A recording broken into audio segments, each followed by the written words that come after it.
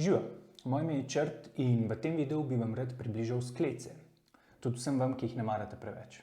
Sklece pozna praktično vsak, saj so sklece univerzalna in suma sumarum odlična vaja za moč ramenskega obroča, za katero ne potrebujemo nobenega pripomočka. Žal pa imajo sklece dve težavi, in sicer to, da se marsikomu zdijo pretežke in jih zato sploh nikoli ne izvaja. Druga težava je pa slaba tehnična izvedba pri tistih, ki sklece vključujejo v svoj rekreativni repertoar na redni ali semi-redni ravni. Tako da, če se želite naučiti optimalne izvedbe sklec ali pa trenutno ne morete narediti ene ponovitve sklece, glejte naprej.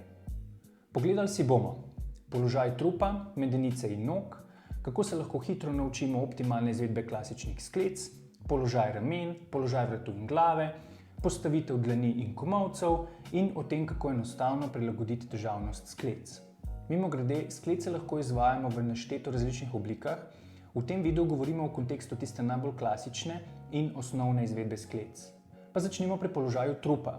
Nevtralen položaj trupa in medenice je osnovni temelj sklec, ki ob optimalni izvedbi omogoča tudi varno in optimalno bremenitev ramen in rok. Lahko bi celo rekli, da so sklece primikajoči se plenk. Poskrbimo, da ramena, boki in gležnji tvorijo relativno ravno linijo. Boki torej ne smejo biti ne previsoko, ne prenizko. Še najbolj pomemben pa je nevtralen položaj medenice. Absolutno se želimo izogniti obračanju medenice v smeri naprej in posledičnemu sločanju v ledvenem delu hrbta. Če vam v položaju opore na dlaneh medenica želi rotirati naprej, zavestno medenico obračajte ravno v nasprotno smer. Predstavljajte si, kot bi želeli namišljeni rep skriti med noge. Drugi namig je ta, da enostavno stisnete ta zadnjo.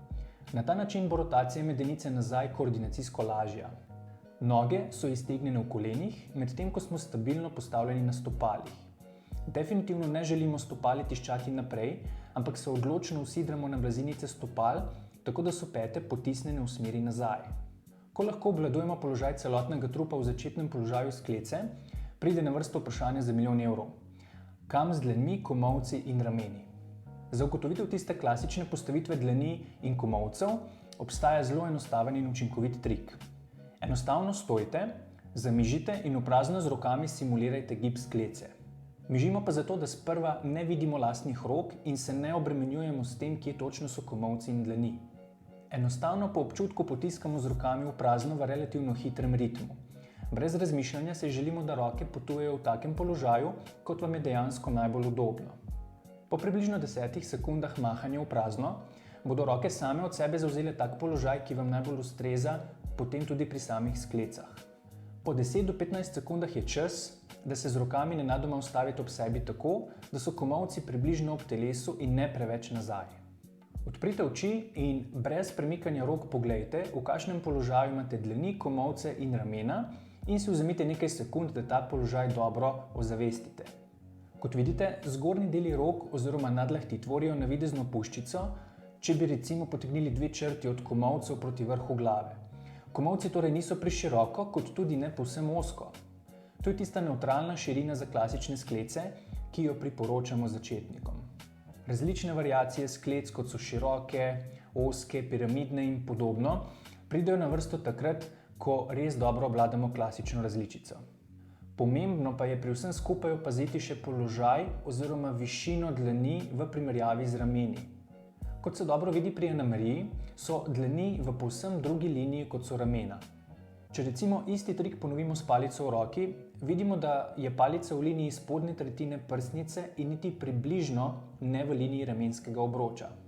To je pravzaprav en najpomembnejših tehničnih elementov, kar se tiče gibanja ramen in rok na splošno pri izvedbi sklec. Absolutno ne želimo giba izvajati tako, da bi bile dlani v isti liniji z rameni, saj to je idealen recept za bolečine, predvsem v sprednjem delu ramen. V tem položaju se splača ozavestiti tudi občutek v prednjem delu ramen in prsnem delu. Ko roke primaknemo k sebi oziroma smo z rokami v položaju, ki ponazarja spuščen položaj pri skleci, moramo v prsnem delu in prednjem delu ramen imeti občutek odprtosti, skorajda raztega prsnih mišic. Tu je zdaj na mestu omeniti dejstvo, da je tak način izvajanja sklec fizično bistveno težji, kot če bi sklec izvajali tako, kot lahko v praksi velikokrat vidim tudi sam. Da gredo komolci preširoko in dlani skorajda v isti liniji, kot so ramena. Tak način izvajanja sklec zavzame večina začetnikov, enostavno zaradi tega, ker smo v tem položaju mehansko tisti trenutek močnejši. A to še ne pomeni, da je to ok. V takem položaju lahko lažje naredimo neki sklec izključno zato, ker precejšnji del sile in teže preusmerimo na pasivna tkiva in sam sklep, istočasno pa delno razbremenimo določene mišice. S tem samo po sebi sicer ni nič kaj dosti narobe, če vsake toliko naredimo par sklec. Če bi pa tako trenirali redno in dlje časa, bi strukturno preobremenili ramenski sklep, ovojnice, ligamente in se pripeljali do bolečin in poškodbe, po drugi strani pa ne bi optimalno obremenjevali mišic, katerim je vaja dobesedno namenjena. Naslednji korak je ta položaj rok stestirati v čisto pravi skleci. Ker bo to na tleh kar težko, si omislimo oporo, ki je relativno visoko. To je lahko pult, miza, ograja, skratka karkoli visokega. Vsekakor želimo tako višino, da lahko brez težav tehnično izvedemo točno ta gib, kot smo ga lahko izvedli v prazno. Vajo izvajamo počasi in kontrolirano, da se lahko držimo optimalnega položaja dlani, komolcev in ramen. Vkolikor se rob opore nahaja preblizu linije ramen, smo stopali samo malenkost predaleč nazaj. In seveda obratno, če se ob spustu rob opore nahaja že pod prsnico ali nižje, smo stopali preblizu opore. Zdaj, ko smo že pri izvajanju čisto prave sklece, lahko naslovimo še eno pogosto napako. Četudi smo že zagotovili optimalen položaj trupa, dlani in komolcev, moramo paziti še na tako imenovano skomiganje z rameni. Ne želimo, da nam ramena uhajajo navzgor in navzdol, se jih s tem spet na neenakomeren način obremenjujemo, kar lahko na dolgi rok vodi do slabe mehanike ramen, posledično bolečin in potencialnih poškodb. Ves čas skrbimo, da so ramena relativno nizko ali povedano po domače daleč stran od ušes. Vsakič, ko odrinemo z rokami od podlage, odrinemo aktivno do konca, kot bi želeli, da prsni koš oddelimo kar se da daleč stran od opore. Pazimo tudi pri položaju vratu in glave, da sta vrat in glava lepo v podaljšku trupa. Če recimo sklece izvajamo na tleh, potem je pogled ves čas usmerjen navzdol v tla. Pogleda ob spustu vsekakor ne usmerjamo naprej, tako da napenjamo in sločimo zadnji del vratu. Vrat želimo pravzaprav imeti kar se da sproščen. Poglejmo si še dlani in zapestja. Dlani so načeloma usmerjene tako, da je sredinec usmerjen približno v smeri, kamor smo usmerjeni s celotnim telesom. Če smo skrbni pri izvedbi, kot smo jo opisali do sedaj, torej da gredo komolci v ravno pravi širini, potem bodo načeloma tudi zapestja optimalno obremenjena. Kot vidimo, se izvaja neenakomerna obremenitev na zapestja, če gredo komolci preširoko. Podlaht naj bo nekako v nevtralni liniji v primerjavi z usmerjenostjo dlani in nevarnost, da bo zapestje preveč neenakomerno obremenjeno, je odveč. Podobna zgodba se izkaže tudi pri dlaneh. Če so komolci preširoki, težišče sili zgolj na zunanjo stran dlani. Dlan nam tako ne nudi zadostne opore, kar nato vodi do neprijetnosti tako v zapestjih, komolcih in ramenih. Dlani ne bodo obremenjene preko celotne površine in ne samo preko zunanjega dela, kot se pogosto marsikomu tudi dogaja. Tako, zdaj ko smo šli čez vse glavne tehnične detajle, je prva pomembna stvar pri izvajanju sklec primerna obremenitev. Obremenitev oziroma naklon naj bo obvezno tak, da lahko brez težave sledimo vsem tehničnim napotkom tega videa. Vkolikor že po nekaj ponovitvah nimate dovolj moči, da bi lahko skrbeli za upoštevanje prikazanih detajlov, si morate omisliti oporo, ki je višja, vsaj toliko, da lahko tehnično pravilno naredimo približno 10 ponovitev. Če te možnosti nimate, potem je bolje, da optimalno izvedete 3-4 ponovitve v seriji in nič več. Število ponovitev stopnjujem šele zatem, ko se bo moč dejansko povečala. Kot ste verjetno opazili že sami, je prilagajanje naklona tisto, s katerim prilagajamo težavnost same vaje.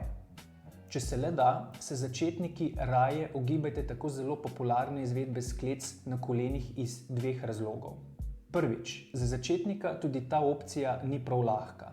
Drugič, tudi če je moč zadostna, je tehnična izvedba predvsem glede kontrole trupa in medenice tu zelo težka, saj se zaradi pokrčenih kolen medenica zelo rada zvrača naprej in tako posledično pride zelo hitro do sločenja v ledvenem delu hrbta. To pa posledično tudi do slabe kontrole v rokah.